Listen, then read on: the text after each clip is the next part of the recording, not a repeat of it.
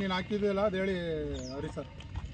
ಇವರು ಶಿವಕುಮಾರ್ ಅವರ friend. So ಯುವ ರೈತ ಅಂತ ಹೇಳ್ಬೋದು ಕಿರ್ಜಾಜ್ಗೆ, ಮತ್ತು ಹುಣಸೂರು ತಾಲೂಕಿಗೆ ಒಬ್ಬ ಪ್ರಮುಖವಾದಂಥ ರೈತ ಅಂತ. ಸೊ ಶಿವಕುಮಾರ್ ಅವರು ಬೆಳೆದು ಅವರ ಫ್ರೆಂಡ್ಗೆ ಹೇಳಿದ್ದಾರೆ ಅಂದರೆ ಅರ್ಥ ಮಾಡ್ಕೊಳ್ಳಿ. ಸೊ ಮಾತಾಡಿ ಸರ್.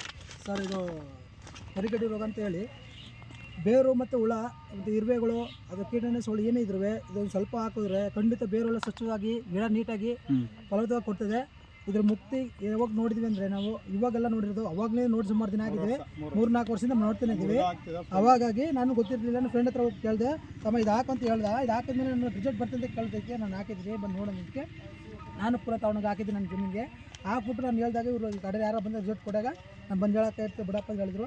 ಇವಾಗ ಗಿಡ ನೋಡಿ ಸರ್ ಹಾಕಿ ಬರೀ ಕೇವಲ ಒಂದು ವಾರ ಆಗಿದೆ. ಒಂದು ವಾರ ಆಗಿ ನೋಡಿ ಇಷ್ಟು ಸರ್ ರೇಟ್ ಬಂದಿದೆ. ಹಾಗಾಗಿ ಖಂಡಿತ ನೀವು ಬಳಸಿ ರೈತರು ಬಂದವರುಗಳೇ ವಿನಂತಿ, ಸಾವಯವ ಕೃಷಿಗೆ ಒತ್ತು ಕೊಡಿ. ನಮ್ಮ ರೈತರೇ ಆಗಬೇಕು ಹೊರತು ಬೇರೆ ಹೇಳೋಕ್ಕಾಗಲ್ಲ. ಅವ್ರು ರೈತರು ಯಾವುದು ಸುಳ್ಳು ಹೇಳಕ್ಕೆ ಹೋಗ್ಬಿಟ್ಟು ನಮ್ಮ ರೈತರು ನಮ್ಮಂತ ರೈತರು ಇನ್ನೂ ಚೆನ್ನಾಗಿ ಅವ್ರೆ, ಅವ್ರು ನಮ್ಗಿಂತ ಬೆಳೆಗಳು ಇದ್ದಾರೆ. ಬೆಳೆದ್ರು ಎಷ್ಟು ನಮ್ಗೆ ಒಳ್ಳೇದಾಗ್ತದೆ. ರೈತರ ಬಗ್ಗೆ ಹೇಳುತ್ತವೆ, ಸುಳ್ಳು ಹೇಳಕ್ಕೆ ಹೋಗ್ಬಾರ್ದು.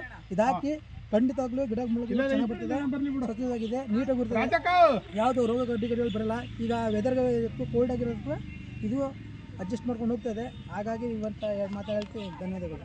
Thank you sir. ಸೊ ಒಳ್ಳೆಯದಾಗಲಿ. ಸಾವಯವ ಕೃಷಿ ಯೂಸ್ ಮಾಡಿ, ಕೆಮಿಕಲ್ ಆದಷ್ಟು ಕಡಿಮೆ ಮಾಡಿ. ಸೊ ರೈತರಲ್ಲಿ ಕೇಳ್ಕೊಳ್ಳೋದು. So Chetan from Maralenkaplu. Thank you so much.